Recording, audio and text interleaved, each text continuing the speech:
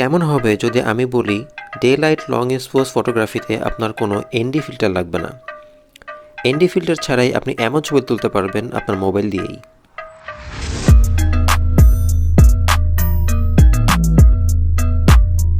ND বা neutral density filter কি তা আপনারা সবাই জানেন।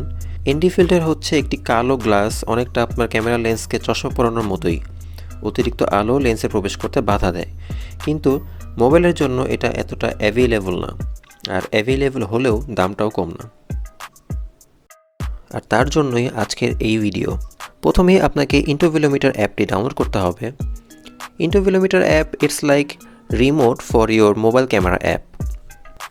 আপনার ফোনের ক্যামেরা অ্যাপের সাথে অ্যাপটির কনফিগার করে দেওয়ার পর অ্যাপটি আপনার জন্য অটোমেটিক্যালি ছবি তুলতে থাকবে। অ্যাপটি ওপেন করার পর কিছু পারমিশন চায়, সেগুলো ইনেবল করে দিবেন।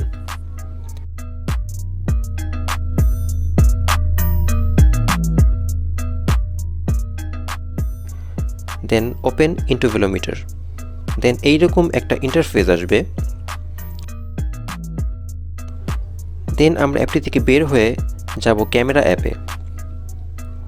তারপর কনফিগারে প্রেস করব। ক্যামেরার শাটার বাটন কোথায় সেটা মার্ক করে দেন হিট ওকে। এখন এখানে 6টা অপশন। টাইমার হচ্ছে কখন থেকে ছবি তোলা শুরু করবে।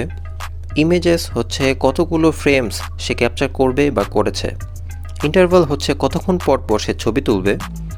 তারপর স্টার্ট, ইনফিনিট এবং স্টপ। আমি পার্সোনালি সবসময় ইনফিনিট ইউজ করি, আমি স্টপ না করা পর্যন্ত ছবি তুলতেই থাকে। তারপরের স্টেপটা খুবই ইজি এবং খুবই ইম্পর্ট্যান্ট। আপনার ফোন ট্রাইপডে সেট করুন এবং ছবি তুলতে থাকুন।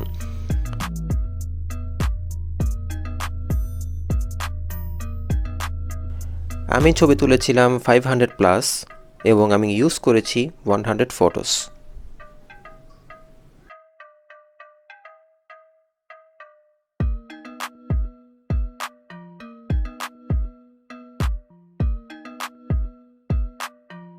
ছবিগুলো ফটোশপে ইম্পোর্ট করার জন্য গিয়েছি ফাইলে, scripts, load file into stack.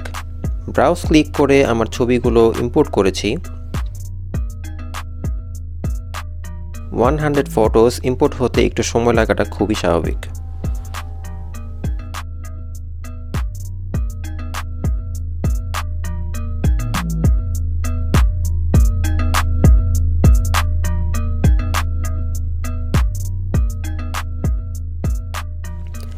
Import হবার পর আমি সব ছবিগুলো সিলেক্ট করব।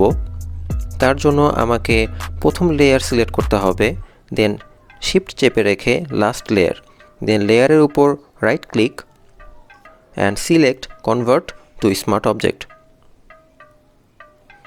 এখানেও ফটোশপ বেশ সময় নেবে। ছবির কোয়ান্টিটি এবং পিসি প্রসেসরের উপর এই সময়টা ডিপেন্ড করে। যেহেতু আমি 100 ছবি নিয়ে কাজ করেছি, তাই আমার একটু বেশি সময় লাগছিল।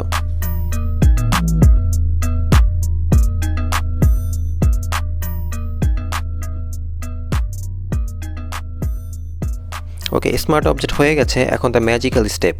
তার জন্য আপনাকে যেতে হবে লেয়ারে, smart object, stack mode and select mean. এখানে ফটোশপ একটু সময় নেবে, আপনাকে ধৈর্য ধারণ করতে হবে, কারণ ফটোশপ যে রেজাল্ট আপনাকে প্রোভাইড করবে তা খুবই অসাধারণ। One eternity later. আমি বলেছিলাম রেজাল্টটা খুবই অসাধারণ। ফটোশপ খুব সুন্দর করে আকাশটা বাটারি স্মুথ করেছে।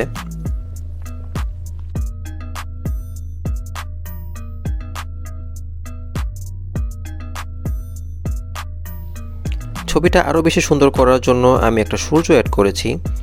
আমি এটা কিভাবে বানিয়েছি তার ভিডিও আমার চ্যানেলে দেয়া আছে, তার লিংক আপনারা এই ভিডিওর উপরে পেয়ে যাবেন।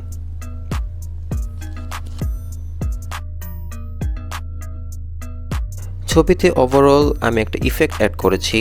তার জন্য আমি ইউজ করেছি কালার লকআপ টেবল এবং চুজ করেছি লেট সানসেট এবং ফিল কমিয়ে দিয়েছি।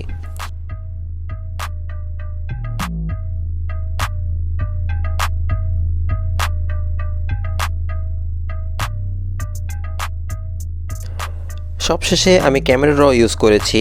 ক্যামেরা রতে কিছু সেটিং টুইক করার পর my picture came out like this.